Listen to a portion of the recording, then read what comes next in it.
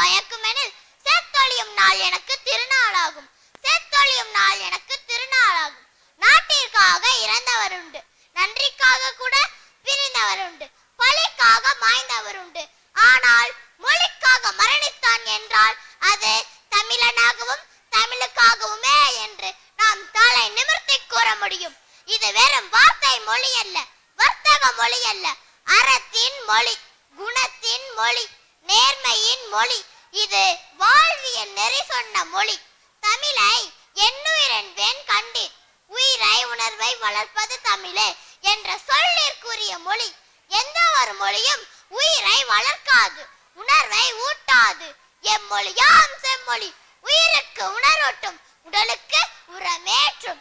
வீரம், மானம், காதல் என்பதை கருவில் வளர்க்கும் மொழி. எம்மொழி கற்றவர் எவரும் முறைகேட்டு போனதில்லை. எம்மொழி கண்டவர் பலரும் இதை தம்மொழி என கண்டனர். 2000 ஆண்டுகளுக்கு முன்பு முப்பால் கண்டது, 3000 ஆண்டுகளுக்கு முன்பே இலக்கணம் கொண்டது, 4000 ஆண்டுகளுக்கு முந்தைய நாகரீகம் கொண்டது. வெறும் மொழி அல்ல இது, வெறும் மொழி அல்ல, இது ஒரு நாகரீகம். தமிழ் எனது நாகரீகம், தமிழ் எனது பண்பாடு, தமிழ் எனது கலாச்சாரம், தமிழ் எனது வாழ்வியல். இது அறம் சொல்லி மரம் சொல்லி உரம் தந்த மொழி, அகம் சொல்லி புறம் சொல்லி எம் தரம் காத்த மொழி. ஆனால் இன்று எங்கே போனது? எங்கே தொலைந்தது? மறைந்து போனதா இல்லை இறந்து போனதா? தமிழ் எங்கே? தமிழன் எங்கே? எம் வாழ்வியல் நெறிமுறைகள் எங்கே? இன்று அகிலமான மொழிக்கெல்லாம் அரிச்சுவடி தெரியாத காலத்திலே எம்மொழிக்கு இலக்கணம் கண்டு இலக்கியம் தந்த எம் குலம் எங்கே? அறம் செய்ய விரும்பு ஆதிவசினம் என்று அரிச்சுவடி சொல்லிக் கொடுத்த நம் பண்பாடு எங்கே? மரப்பாச்சி பொம்மையாயினும் மாறாப்பை போட்டு விளையாடு என்று சொல்லிக் கொடுத்த நம் கலாச்சாரம் எங்கே? ஆங்கிலம் தான் சிறந்தது, ஆங்கில கல்வியே உயர்ந்தது என்று தமிழன் ஏற்றுக்கொண்டானே, அந்த புள்ளையில் தொலைந்து போனது நம் பாரம்பரியம்.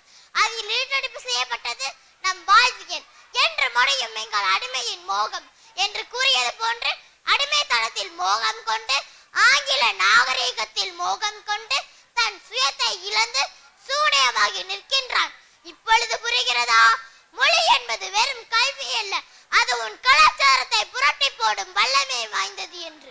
அவன் கல்வியை தந்து உன் கலாச்சாரத்தை மாற்றி உன் சிந்தனையில் சீர்பிடிக்க வைத்து விட்டான்.